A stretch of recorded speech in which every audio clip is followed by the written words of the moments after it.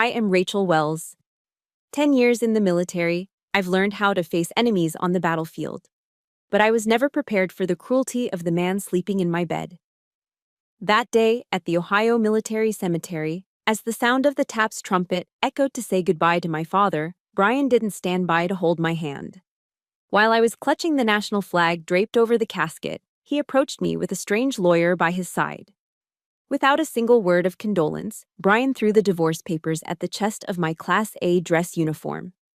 He shouted in front of my comrades, "Sign it, Rachel. You're as hard and cold as the scrap metal at the base. Your father is dead. His assets are the only reason I stayed for this dull funeral. Sign so I can go pick up Vanessa for dinner." He thought I was a pathetic victim. He didn't know that my father, before closing his eyes, had set up a 72-hour operation to turn this divorce into a grave to bury his greed. Let me know which state you're listening from. Hit like and subscribe if you believe that betrayal at a cemetery is an unforgivable sin. The wind at the Dayton National Cemetery carries a bite that skips the skin and goes straight for the marrow. It's an unforgiving place, a vast sea of white marble headstones standing in perfect formation, marking the final resting spots of men and women who knew the meaning of the word honor.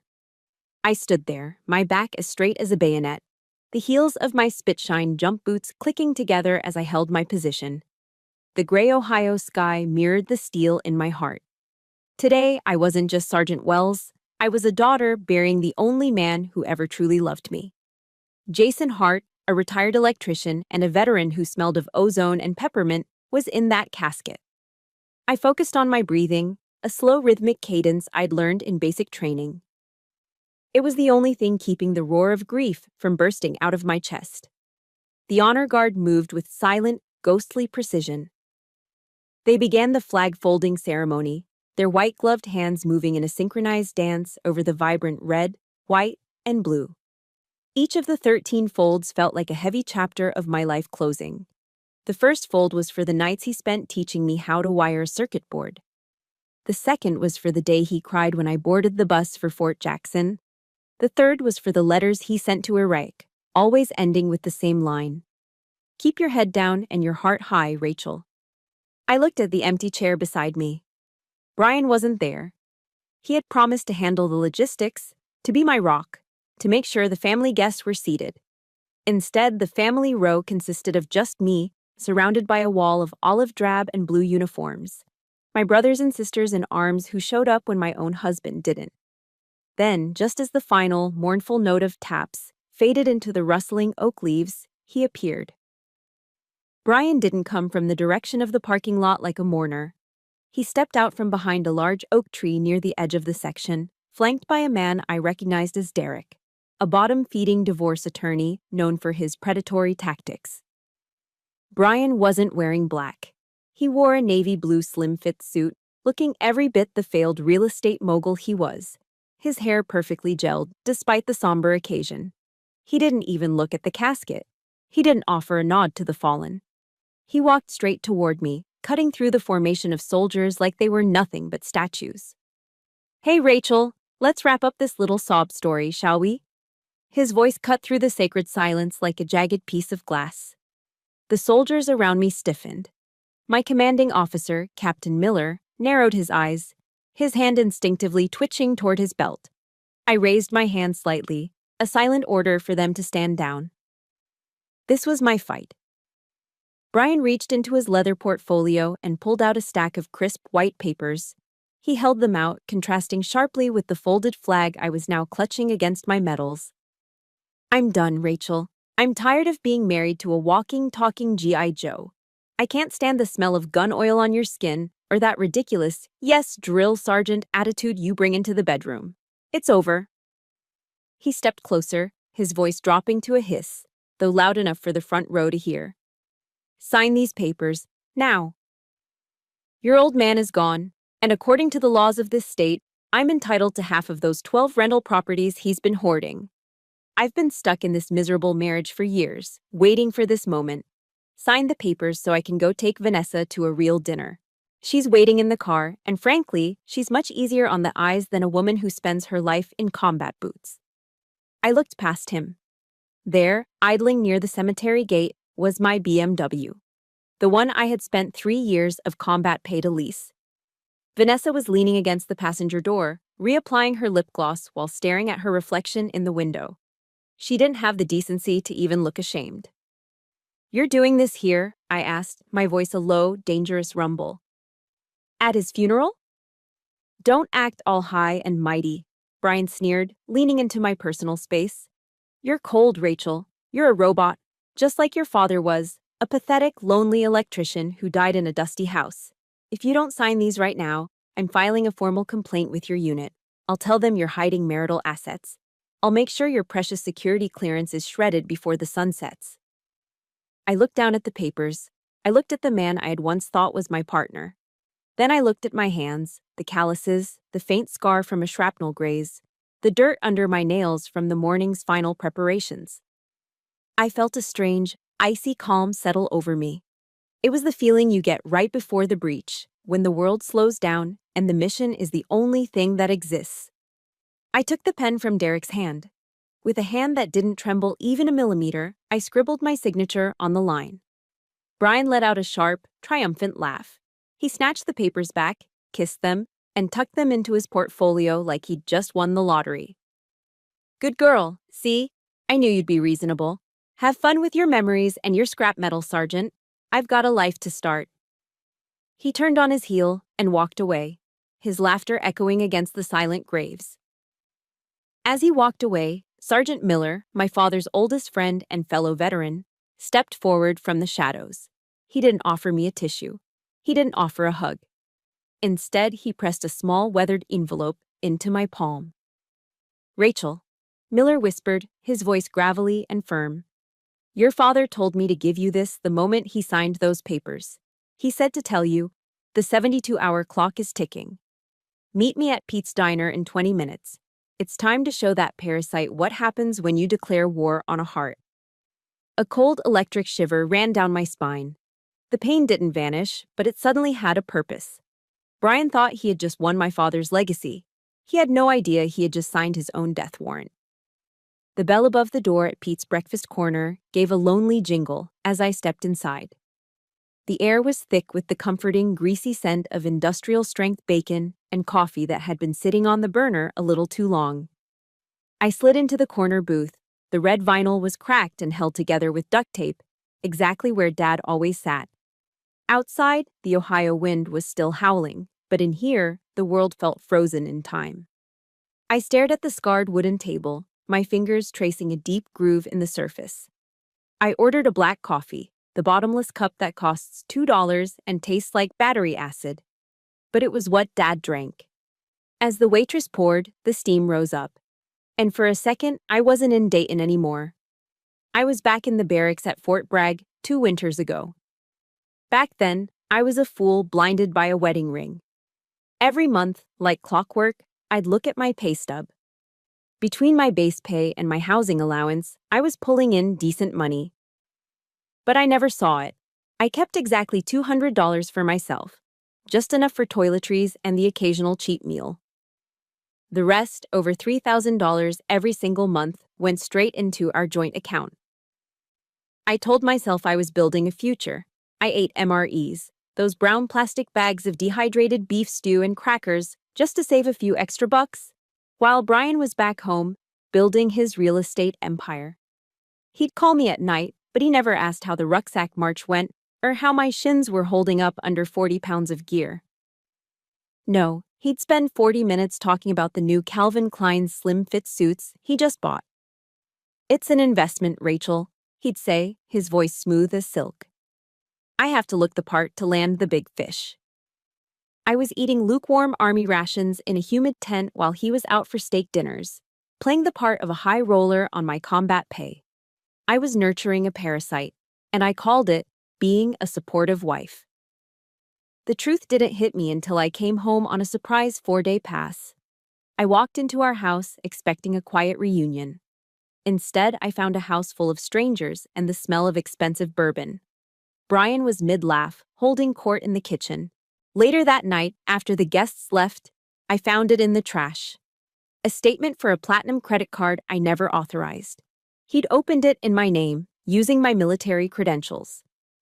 The balance was $8,400. When I confronted him, he didn't even flinch. He didn't apologize. He just took a long sip of his drink and smashed the glass on the hardwood floor. "You're a soldier, Rachel. You get government stipends, hazardous duty pay, free health care. You think I'm just supposed to sit here in this boring town while you're off playing hero? I'm depressed, okay? I'm stuck here while you're gone, and I deserve to live a little. You wouldn't understand because you've forgotten what it's like to be a normal person." That was his favorite weapon, gaslighting. He made my absence feel like a crime I had to pay for in cash. And then there were the insults. He hated my uniform. He hated what it represented. I remember coming home from a week-long field exercise, my face smudged with camo paint and my hands cracked and bleeding from the cold. Brian looked at me like I was something he'd stepped in. "Look at you," he'd sneered, pointing at my calloused palms. "You smell like gunpowder and sweat. It's disgusting. Why can't you be more like Vanessa? She knows how to be a woman. She's modern. She's soft. You're just a robot in a uniform." I took it. I took it all because I had sworn an oath, not just to the army, but to him.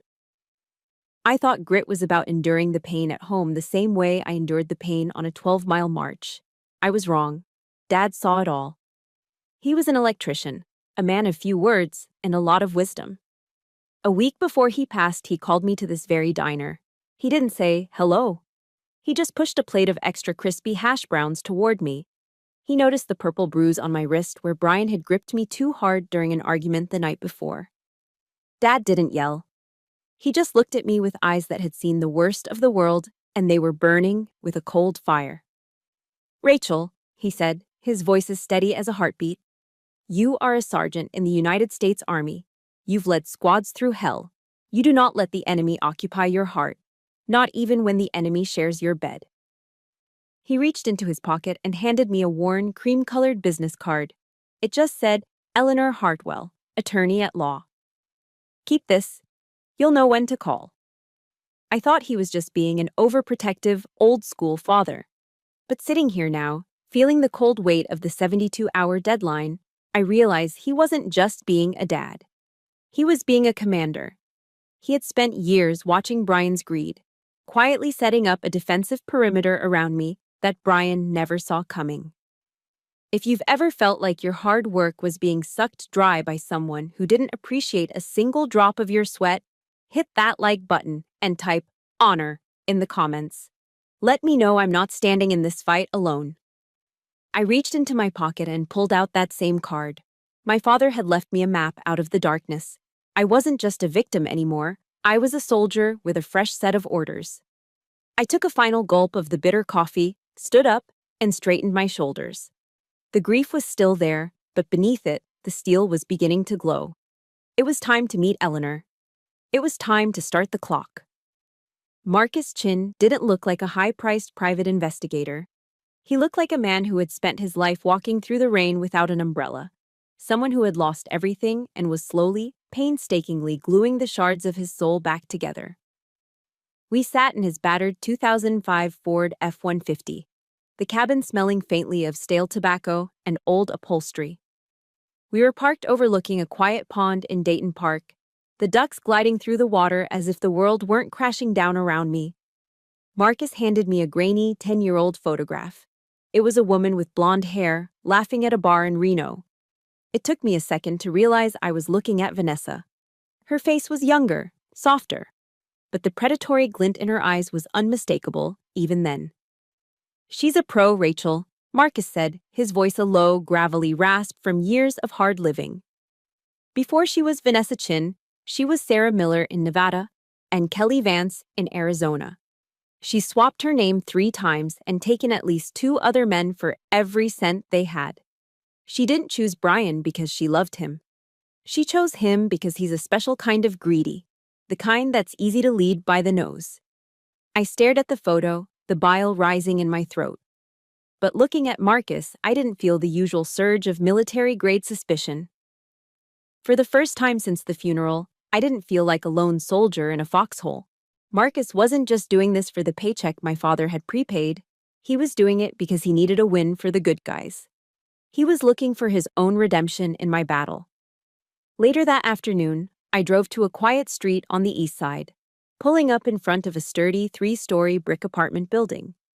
It was one of the 12 properties Eleanor had mentioned. I expected a cold, industrial atmosphere, but as I stepped into the hallway, the air was warm and smelled like yeast and fresh-baked bread.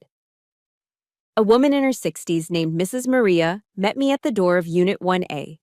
The moment she saw me, her eyes filled with tears, and she pulled me into a hug that smelled like flower and lavender. She didn't know I was the new owner of the building. She didn't know I was a millionaire on paper. To her, I was just Jason's girl. "Your father was an angel, Rachel," she whispered, ushering me into her small but immaculate kitchen. She pushed a plate of buttery, golden brown toast toward me, real sourdough, perfectly toasted. "When my son lost his job at the plant last winter, I didn't know how we'd keep the lights on. That Friday, I found an envelope tucked under my door. Inside was my rent money for 3 months and a note from Jason. It just said, 'Pay it forward when you can. Focus on your boy.'" I took a bite of the toast, the warmth spreading through my chest, and I nearly choked. I remembered Brian. In 5 years of marriage, Brian had never made me a single meal. If I came home late from the base, he'd sit on the sofa with a scowl, complaining that I hadn't ordered Uber Eats on the way back. He treated me like a paycheck with a uniform. Here, in this humble kitchen, a stranger was feeding me with the same kindness my father had shown her. I walked through the other buildings that afternoon, meeting the people who lived in Dad's empire. I met Curtis, an older veteran in a wheelchair who lived in a modified ground floor unit. I met the Johnsons, a young couple working 3 jobs between them to give their kids a shot at college. They all called my father the Commander. I realized then that the $5 million Eleanor had talked about wasn't just a number in a bank account. It was a fleet of lifeboats. Dad hadn't lived in that tiny house with the leaky faucet because he was poor. He lived like that so he could build these safe zones for people the world had forgotten. His sacrifice was a monument of grace. Brian's greed, by comparison, felt like a stain on the sidewalk. I felt a surge of sergeant-level resolve. I wouldn't let Brian turn these homes into luxury condos. I wouldn't let him kick Mrs. Maria out into the street. That evening, the neighborhood held a small potluck BBQ in the courtyard to honor Dad. It was pure Midwest. Folding chairs, paper plates, and the heavy sweet scent of hickory smoked ribs and grilled corn on the cob. I sat in a designated honorary seat, wearing a simple flannel shirt and jeans. For the first time in a decade, I wasn't Sergeant Wells. I wasn't a victim of a cheating husband. I was just home. As the sun began to dip behind the Ohio skyline, a little girl with pigtails ran up to me. She handed me a single bright yellow wildflower she'd picked from the edge of the parking lot. "This is for you," she chirped. "Thank you for being Mr. Jason's daughter." The ice around my heart finally shattered. I thought about what Martin Luther King Jr. said: "Injustice anywhere is a threat to justice everywhere." Brian thought he was taking a house and some money. He didn't realize he was trying to steal a sanctuary. I looked at the people around me, this second family built on gratitude rather than blood. Brian could take my last name, but he could never take this. These people gave me something Brian never could: a reason to fight that was bigger than myself. I gripped the wildflower and looked at Marcus, who was leaning against his Ford at the edge of the crowd. He nodded once, a silent confirmation. The 72-hour clock was still ticking, but the fear was gone. I was a heart, and I was home. And God help anyone who tried to take that away. The office of Eleanor Hartwell was tucked away in a weathered, red brick building in downtown Dayton, a place that breathed the history of a city built on grit and industry. I climbed the creaking mahogany stairs, my hand still clutching the business card Dad had given me. When I stepped inside, the air smelled of old parchment and expensive tobacco.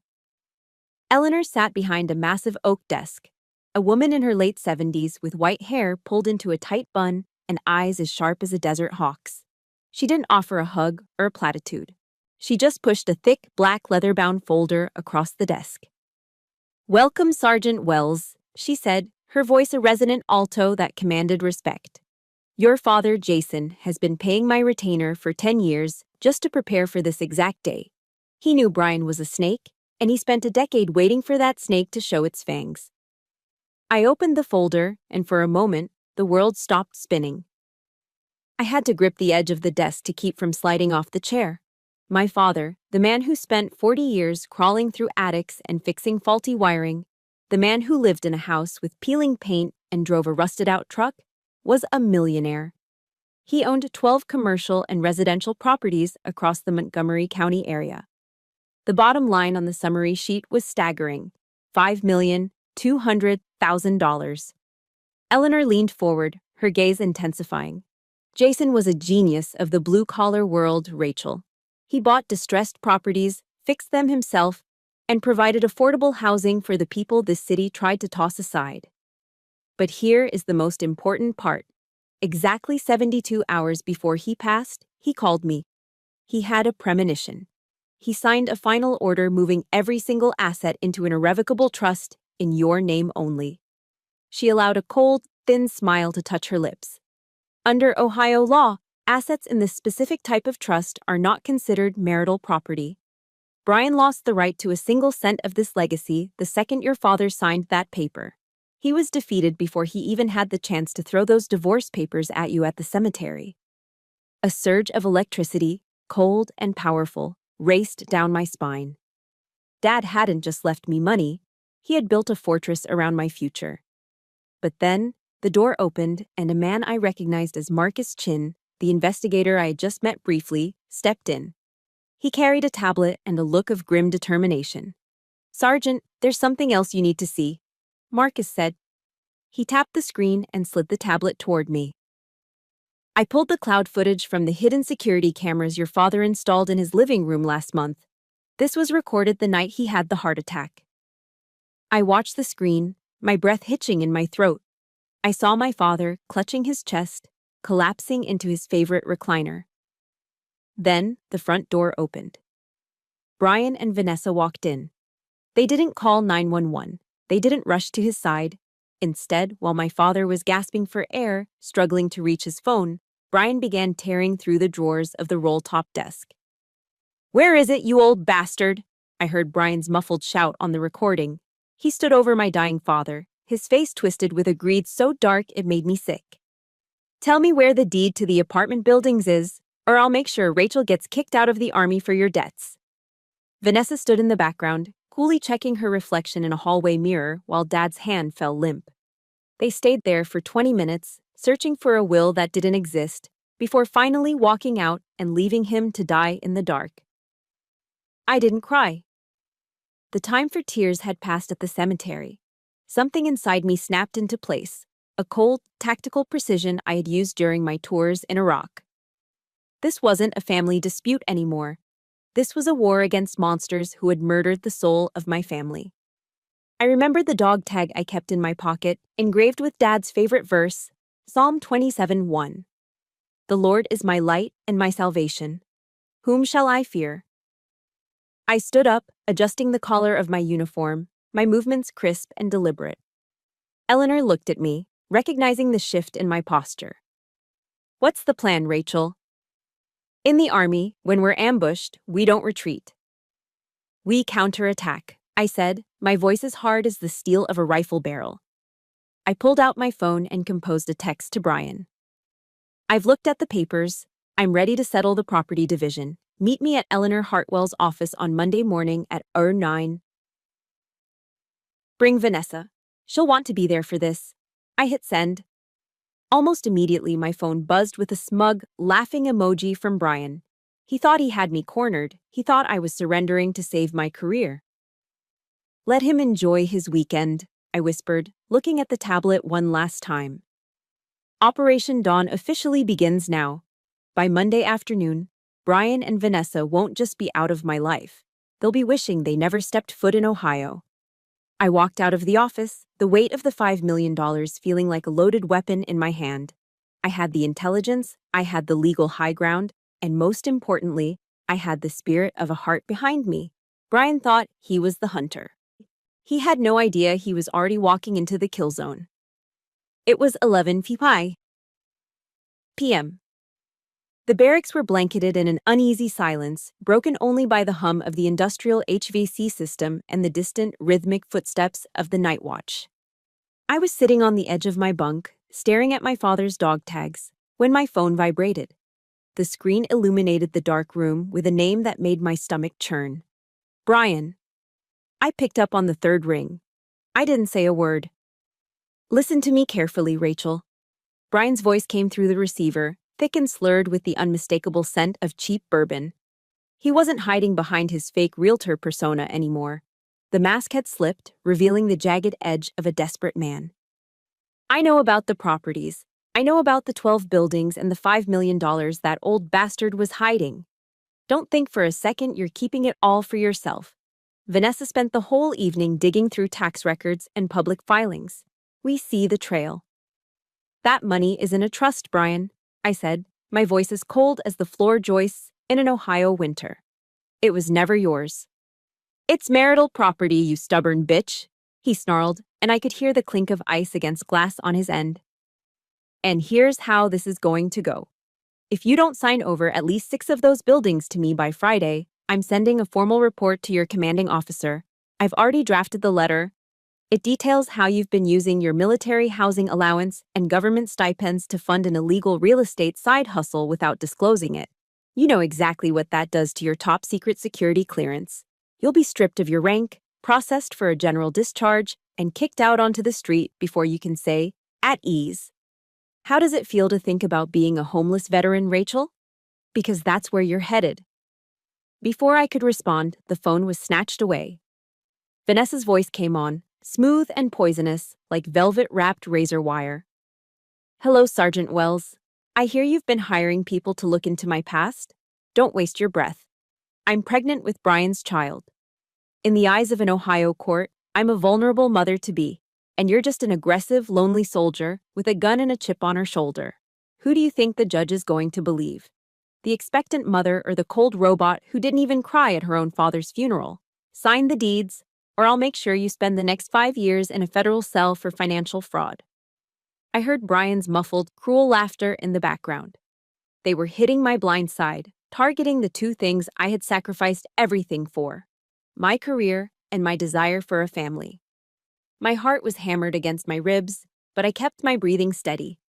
I hung up without giving them the satisfaction of a plea. The next morning, the nightmare took shape. At 08 Maui, I was summoned to the headquarters building. Walking down those sterile, fluorescent-lit hallways felt like marching toward a gallows. When I entered the office, Captain Miller didn't look at me. He was staring at a printed email on his desk, an anonymous tip, detailed and vicious. Sergeant Wells, he began, his voice heavy with disappointment. I've received a serious allegation regarding your financial conduct and undisclosed assets. 10 years of exemplary service, Rachel. Medals for valor, a spotless jacket. And now this? Until the JAG officers and the security office complete their review, your clearance is suspended. You are restricted to the base. If these allegations are true, your career is over. I stood at attention, my thumbs lined up with the seams of my trousers, staring at a point on the wall behind him. The shame was a physical weight, a burning heat in my throat. Brian didn't just want the money. He wanted to strip me of my identity. He wanted to see me crawl. I walked out of the HQ building an hour later, my hands clenched so tight that my fingernails drew blood from my palms. I felt the eyes of my peers on me. The whispers had already started. I reached into my pocket and pulled out my phone. My thumb hovered over the screen. I knew the rules of engagement. In the Army, we have a saying: never interrupt your enemy when they are making a mistake. I typed a short message to Brian. I can't lose my clearance, it's all I have. Monday morning, 09. At Eleanor's office. I'll bring the transfer deeds. Just please, don't send anything else to my CO. His reply came back within seconds. A simple thumbs-up emoji followed by, smart girl. See you Monday, Sergeant. I slipped the phone back into my pocket. A cold, lethal calm settled over me, the kind of stillness that comes before a sniper pulls the trigger. Brian thought he had broken me. He thought the lonely soldier had finally surrendered. He didn't realize that by threatening my honor, he had authorized me to use every weapon in my arsenal. The 72-hour clock was still ticking, and the trap was finally set. I was standing in the middle of the Walmart parking lot on a muggy Saturday morning, the kind of place where half of Dayton comes to stock up on cheap coffee and motor oil. I had just finished loading a few crates of water into the bed of my father's rusted 1998 Ford F-150. My decoy text from the night before had worked perfectly. Brian and Vanessa were so blinded by their own greed that they couldn't wait until Monday. They wanted to corner me while they thought I was weak, still reeling from the sudden investigation at the base. The screech of tires announced their arrival. Brian's silver BMW, the one my combat pay was still paying for, slid into the space behind my truck, effectively blocking me in. Brian stepped out, looking smug in his designer sunglasses, followed by Vanessa, who was wearing a tight floral dress that barely hid her fake silicone baby bump. Brian walked right up to the front of Dad's truck and slammed his hand down on the hood. The sound of metal on metal echoed across the asphalt. "Look at this piece of junk, Rachel," he barked, loud enough to draw the attention of a group of veterans wearing VFW hats nearby. "This rust bucket is a perfect metaphor for your old man. Outdated, smelly, and falling apart at the seams. You really think you're going to use this trash heap to haul $5 million worth of real estate? It belongs in a junkyard, just like Jason's memory."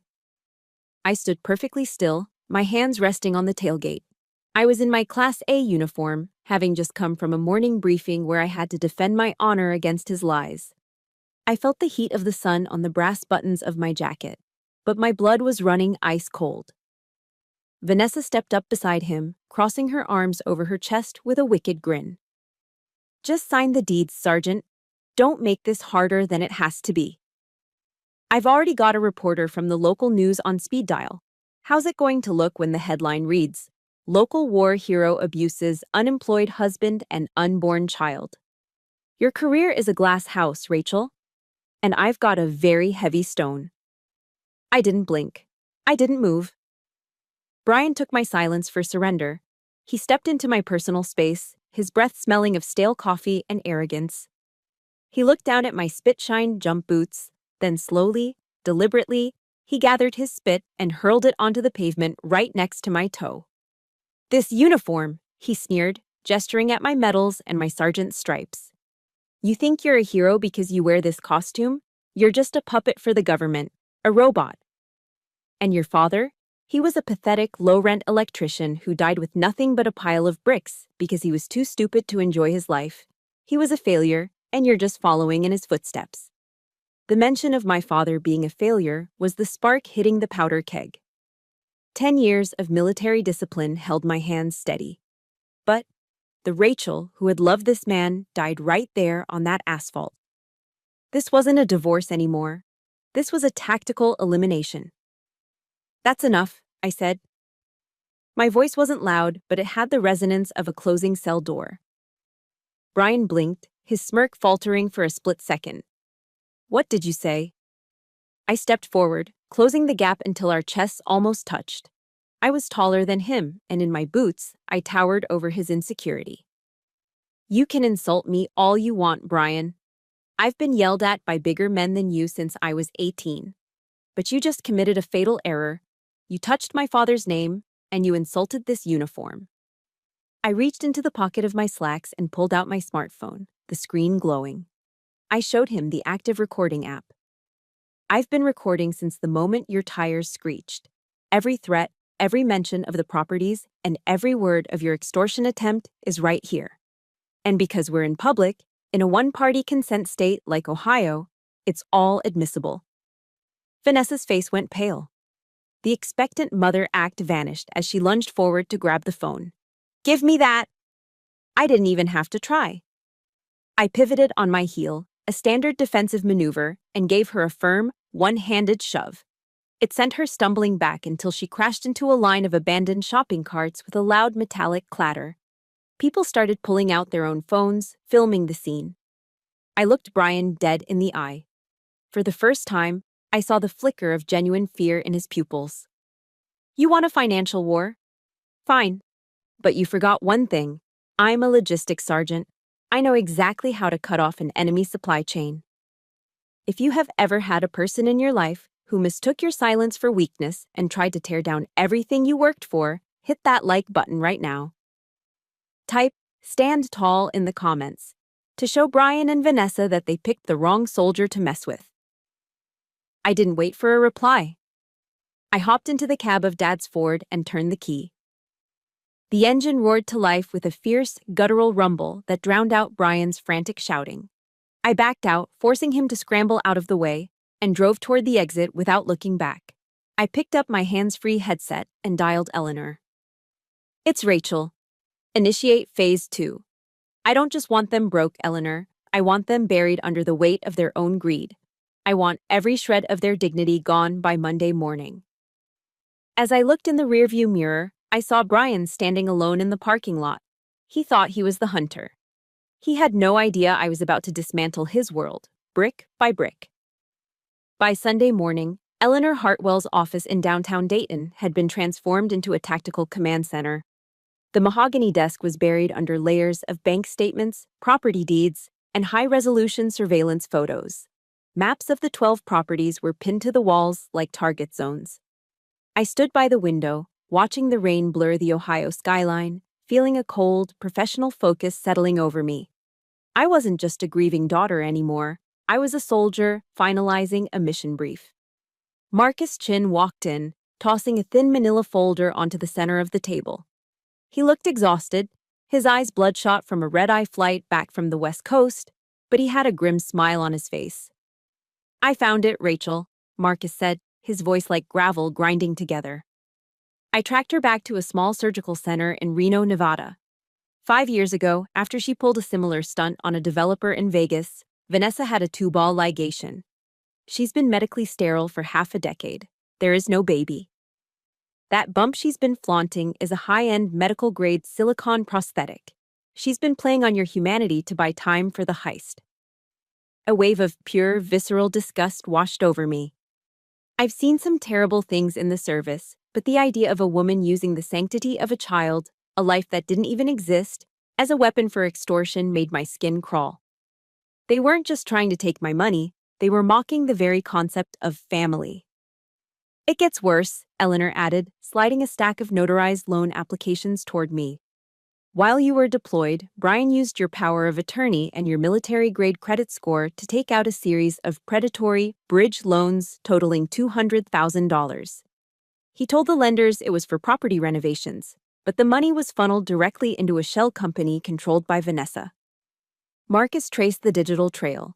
They were planning to wire the entire sum to an offshore account in the Cayman Islands the moment you signed those transfer deeds on Monday morning. I looked at the numbers on the page. $200,000 of debt tied to my name, while Brian was using my combat pay to buy Vanessa's loyalty and her plastic surgeries. It was a calculated financial assassination. Every penny I had earned while dodging IEDs was being used to build my own coffin. They didn't just want to leave you, Rachel, Eleanor whispered. They wanted to leave you bankrupt, dishonored, and buried in litigation while they vanished into the sunset with your father's life work. Just then, the heavy oak door opened, and a woman with silver hair and a sharp, charcoal gray suit stepped in. I recognized her immediately from the photos on Dad's mantle. Amanda Pierce, a former federal prosecutor and one of my father's oldest friends from the neighborhood. She looked at me with a profound sense of respect, her eyes softening for only a second before turning back to steel. Sergeant Wells, Amanda said, her voice carrying the weight of the U.S. Department of Justice. Your father reached out to me months ago. He was worried, not just about the money, but about the criminal element Brian had brought into your home. We have seen enough. Between the identity theft, the wire fraud, and the conspiracy to commit grand larceny, this is no longer a civil divorce matter. This is a federal criminal investigation. I stood a little straighter. What do we do now, Amanda? We let them walk into the trap, she replied. We need them to walk into that room tomorrow and verbally confirm their demands. We need them to lie on the record one last time. I'll have a team from the Dayton police and a couple of federal agents in the observation room. I want you to be the one to drop the hammer, Rachel. You deserve that much. I nodded slowly. It felt like I was cleaning my service rifle before a major engagement. The movements were familiar, the purpose was clear, and there was absolutely no room for error. That night, I returned to my empty house for the last time. It didn't feel like home anymore. It felt like a cold shell. I went to the basement and pulled out an old, dented tin box Dad had kept hidden in the rafters. Inside, wrapped in yellowed tissue paper, was a photograph of my parents on their wedding day in 1975. Dad looked so young, his tuxedo slightly too big for his frame, and Mom was radiant in a simple lace dress. They had built a life on hard work, honesty, and a rusted-out Ford truck. They had protected each other. Now, it was my turn to protect what they had left behind. I knelt by the side of my bed, the silence of the house pressing in on me. I opened my Bible to the passage Dad had marked with a faded bookmark, Psalm 37:12-13. The wicked plots against the righteous and gnashes his teeth at him. But the Lord laughs at the wicked, for he sees that his day is coming. I closed my eyes and took a deep, steadying breath. I didn't pray for vengeance. I prayed for the strength to be the daughter my father raised. I turned off the light and fell into a deep, dreamless sleep. The 72-hour clock was down to its final hours. Tomorrow the sun would rise, and it would be the last day Brian Wells ever thought he could outsmart a soldier. The air conditioning in Eleanor Hartwell's office hummed with a clinical, biting chill that suited the atmosphere perfectly. On the conference table sat two half-empty Starbucks lattes that Vanessa and Brian had brought in, their cloying, artificial pumpkin spice scent competing with the smell of old law books. Brian leaned back in the leather chair, his feet, shod in Italian loafers, planted firmly on the edge of Eleanor's mahogany table. He was wearing a slate-gray Armani suit that I had paid for out of my re-enlistment bonus. Vanessa sat beside him, her hand resting protectively over her floral print maternity dress, her eyes glued to the latest iPhone. "Morning, Rachel," Brian said, his voice dripping with a smug, oily satisfaction. "I've got to say, you look remarkably calm for a woman whose career is about to go up in flames. But hey, I'm a nice guy. I've got the settlement right here. You sign over 50% of those 12 properties, and Derek here will call off the hounds at the Inspector General's office. Don't let Vanessa's baby grow up with a mother who's a broke, dishonored civilian. Let's just wrap this up so we can get to our lunch reservation at the Oakwood Club." Derek, his hyena-like lawyer, nodded with a thin, predatory grin. "My client is being exceptionally generous, Sergeant Wells. It would be a shame to see 10 years of service erased by a stubborn refusal to share marital assets." Eleanor Hartwell didn't flinch. She took a slow sip of her black coffee, then reached into a drawer and pulled out a single, bright green folder. She slid it into the center of the table like a card player revealing a winning hand. "Actually, Derek," Eleanor said, her voice cutting through the room like a scalpel, "you and your client seem to have missed a very specific detail in the Ohio Revised Code. Exactly 72 hours before he passed, Jason Hart established an irrevocable trust. He transferred all 12 properties and the $5 million in liquid assets associated with them into that trust for the sole benefit of his daughter, Rachel. Under Ohio law, because this was a premeditated gift from a third party and finalized before the divorce filing, these assets are not and will never be marital property. Brian, you aren't entitled to a single brick. In fact, based on the forensic audit Marcus Chin conducted, you actually owe Rachel $200,000 for the fraudulent loans you took out in her name." The color drained from Brian's face so fast it was as if someone had pulled a plug. He stammered, his feet slipping off the table with a dull thud. That's impossible. He was a low-rent electrician. He didn't have that kind of money. I'm the husband. I have rights." Vanessa's eyes darted toward the door. Suddenly she let out a sharp gasp, clutching her stomach. Oh, Brian, I think the stress is too much. The baby? I need to go to the hospital. Now." She began to stand up, her face twisted in a calculated mask of agony. I moved before she could take a single step. I didn't yell. I didn't draw a weapon. I simply stepped in front of the door, my posture perfect, my eyes fixed on her. "Sit down, Sarah," I said. She froze. My name is Vanessa. Not in Reno, Nevada, it isn't, I countered. I picked up the medical file Marcus had provided and tossed it onto the table. It slid across the wood and hit Brian's Starbucks cup, knocking it over. That belly is a silicone prosthetic, Brian. Vanessa, or Sarah Miller, as she was known when she pulled this same scam in 2018, had a tubal ligation 5 years ago. She can't have children. You've been paying for her designer dresses and her fillers with my combat pay while she lied to your face about a kid that doesn't exist. Brian looked at the file, then slowly turned his head toward Vanessa. He reached out and poked her stomach. The dress didn't yield like flesh. It resisted like rubber. The look of utter, soul-crushing humiliation on his face was the most beautiful thing I had ever seen. He had been betrayed by the very person he had betrayed me for. You lied to me? Brian whispered, his voice cracking. Before she could answer, the door behind me opened. Amanda Pierce stepped in, flanked by 2 detectives from the Dayton Police Department and a federal agent in a dark windbreaker.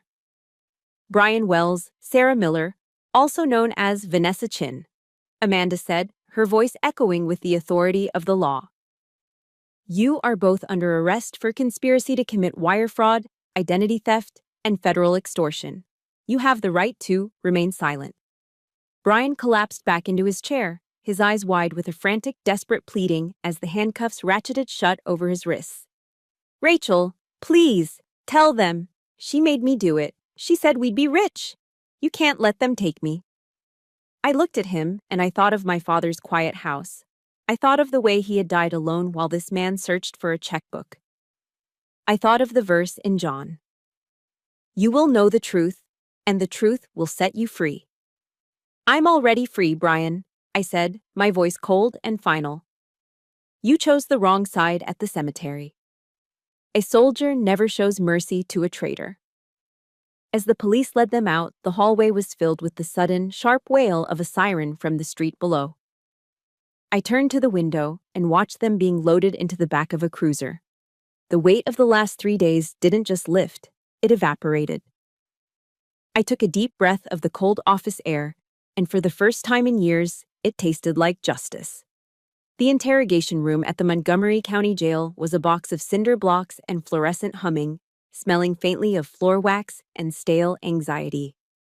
I stood in the darkened observation gallery, separated from the suspects by a thick pane of one-way glass. I wasn't there to testify. I was there to witness the final disintegration of the 2 people who had tried to bury me alive. It didn't take long for the vows they had shared to turn into poison. In room 1, Brian was a weeping, pathetic mess. He wasn't the slick realtor anymore. He was a terrified coward in a paper-thin orange jumpsuit. He was leaning across the table toward the detective, his voice high and frantic. It was all her, Vanessa, or Sarah, whatever her name is. She was the mastermind. Brian shrieked, his face blotchy with tears. I didn't want to hurt Jason, but she told me that if he died sooner, we wouldn't have to wait for the properties. She's the one who grabbed his nitro pills from the nightstand and hid them in the kitchen when he started clutching his chest. She told me to just keep searching the desk. I was just following her lead. Please, you have to tell Rachel I'm sorry. I was under a spell. I watched him through the glass, my heart as cold as a stone in a creek. He was willing to hand over his lover for a lighter sentence before the ink was even dry on his booking sheet. In the next room over, Vanessa was just as ruthless. She sat with her back straight, her fake pregnancy gone, her eyes hard and calculating. She was already naming every offshore account Brian had tried to hide, every military document he had forged, and every lie he had told to the bank. The passionate love they had displayed at the cemetery had been a business arrangement, and now that the company was bankrupt, they were tearing each other apart like starving hyenas over a scrap of bone. Brian requested to see me before he was processed for transfer. Amanda Pierce advised against it, but I needed to close this door personally. I walked into the visitor's booth, the heavy steel door clicking shut behind me. Brian sat behind the glass, looking small and withered. He had lost 10 pounds in 48 hours. Rachel, he gasped, pressing his palm against the glass. Thank God. Listen, I can make this right. When I get out, we can move to Florida. I'll work. I'll do anything. I know I messed up, but we're still family, right? You've always been the strong one. Please, talk to the prosecutor. Tell them I'm a victim too. I looked at him through the glass, my expression as flat as a desert horizon. I didn't see a husband. I didn't even see an enemy. I saw a ghost. Brian, I said, my voice steady and quiet, sounding like a formal military report. The boundary between us wasn't drawn with a pen. It was drawn with the blood of my father and the tears I shed while you were laughing at his grave. You don't owe me an apology. You owe the law a debt, and you're going to pay it in full. Don't ever say my name again. To you, Sergeant Rachel Wells doesn't exist. I stood up and walked out, leaving his desperate, muffled screams echoing against the steel walls. I didn't look back. I drove back to my father's house, the house I was now the sole owner of. I didn't go inside to sleep. I went there to cleanse. I spent the next 6 hours dragging every single item Brian had ever touched out onto the gravel driveway. The Armani suits, the Italian loafers, the expensive watches he'd bought with my combat pay, and the glossy real estate magazines. I piled them into the rusted metal burn barrel in the backyard. I struck a match and watched the flames take hold. The scent of burning wool and expensive leather filled the night air, a dark smoke rising toward the Ohio stars. It felt like a baptism. As the fire roared, I felt the layers of his manipulation peeling away from my soul. I was no longer the robot he had insulted. I was a woman reclaiming her territory. While clearing out the guest room, I moved the heavy oak dresser and found something wedged against the baseboard. It was Dad's old, weathered leather wallet. Inside, tucked behind his expired driver's license, was a small, tattered photograph I had never seen. It was me at age 6, wearing a plastic soldier's helmet and a camo vest Dad had bought me for Halloween. I was saluting the camera with a gap-toothed grin. On the back, in his shaky handwriting, he had written, "My little sergeant. Protect the things that matter." The tears finally came then, not of pain, but of a profound, overwhelming gratitude. Dad had been protecting me since I was 6 years old, and he was still doing it from the other side. The next morning, Marcus Chin met me at Pete's Diner. He handed me the final report. Vanessa was looking at 12 years for federal fraud and identity theft. Brian, for his cooperation and lesser involvement in the actual identity theft, was looking at 2 years in a state facility. But the judge had already revoked his real estate license for life. He would never sell another square inch of dirt in the state of Ohio. "What now, Rachel?" Marcus asked, stirring his coffee. I looked at the folder Eleanor had given me, detailing the $5 million in the trust. I thought about the women Vanessa had scammed before me. I thought about the families in Dad's buildings. "I can't change what Brian did," I said, looking out at the morning sun. "But I can use what my father left me to make sure no other woman in this town has to sit in a lawyer's office and feel as alone as I did. I'm going to turn this legacy into a shield." That night, for the first time in years, I slept without a single dream. I was no longer a victim. I was no longer just a soldier. I was a heart. And I was finally free. 6 months have passed since the doors of the Montgomery County Jail slammed shut on Brian and Vanessa. This morning, I found myself standing on the 3rd-floor balcony of a renovated brick apartment building in the heart of Dayton. The air didn't smell like gunpowder, ozone, or the bitter tang of adrenaline anymore. It smelled of fresh, high-altitude Ohio air, top-shelf hazelnut coffee, and the sweet, distant scent of blooming marigolds from the window boxes below. From this height, I could hear the rhythmic thud of a basketball in the courtyard and the bright, unfiltered laughter of children playing on the new jungle gym. I had spent the last half-year poured into these 12 properties. I didn't sell them for a quick profit or turn them into glass and steel luxury condos that no one in this neighborhood could afford. Instead, I officially established the Jason and Sarah Hart Foundation. These buildings were no longer just real estate assets. They were sanctuaries.